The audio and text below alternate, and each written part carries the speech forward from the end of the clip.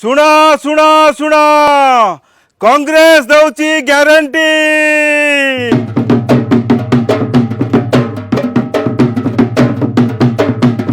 କଣ?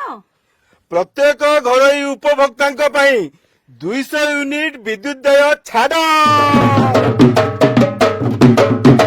ଶୁଣ ଶୁଣ ଶୁଣ କଂଗ୍ରେସ ଦଉଛି ଗ୍ୟାରେଣ୍ଟି। କଣ? 5 ଲକ୍ଷ ଯୁବକ ଯୁବତୀଙ୍କ ପାଇଁ ନିଯୁକ୍ତି ବ୍ୟବସ୍ଥା, ତା ସହିତ ବେକାରୀ ଭତ୍ତା ମାସକୁ 3000 ଟଙ୍କା।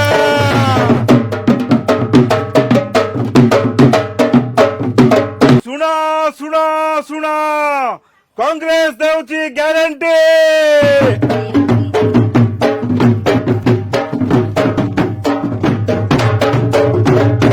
କଣ? ବୋନସ୍ ସହିତ ଧାନର ମୂଲ୍ୟ କ୍ୱିଣ୍ଟାଲ ପିଛା 3000 ଟଙ୍କା। କୃଷି ଋଣ ସମ୍ପୂର୍ଣ୍ଣ ଛାଡ଼, କୃଷକଙ୍କୁ ପେନସନ ମାସକୁ 2000 ଟଙ୍କା। ଶୁଣ ଶୁଣ ଶୁଣ କଂଗ୍ରେସ ଦେଉଛି ଗ୍ୟାରେଣ୍ଟି।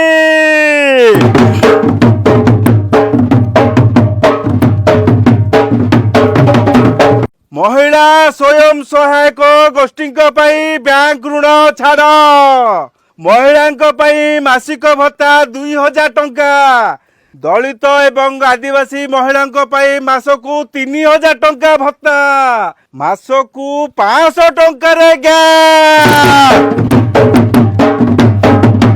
ଶୁଣ ଶୁଣ ଶୁଣ କଂଗ୍ରେସ ଦେଉଛି ଗ୍ୟାରେଣ୍ଟି।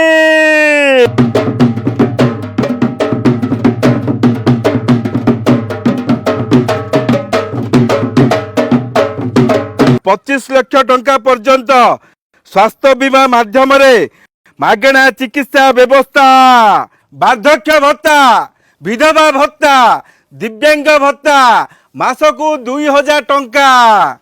ଚିଟ୍ ଫଣ୍ଡ ପ୍ରଭାବିତ ଲୋକମାନଙ୍କୁ 6 ମାସ ଭିତରେ ସୁଧ ସହ ମୂଳ ରାଶି ଫେରସ୍ତ।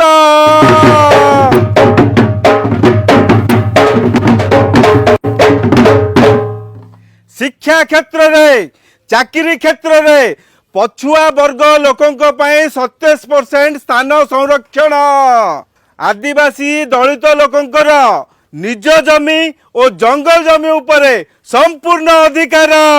100 ଦିନ ଭିତରେ ପେଶା ଆଇନ କଡ଼ାକଡ଼ି ଭାବରେ ଲାଗୁ।